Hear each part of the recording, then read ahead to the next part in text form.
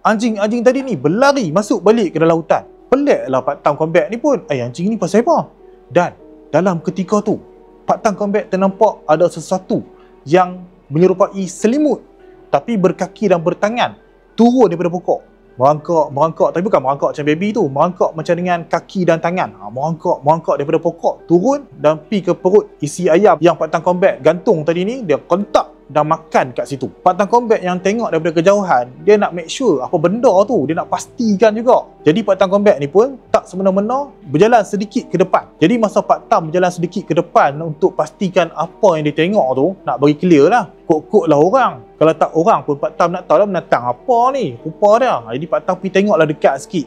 Jadi bila Pak Tam tengok dekat sikit tu, entiti tu perasan yang Pak Tam tengah tengok dia. Jadi apa entiti tu buat? Entiti tu angkat kepala dan merenung ke arah Pak Tam. Pak Tam pun tengok juga entiti tu. Jadi dua-dua ni bertentang mata lah apa yang Pak Tam nampak.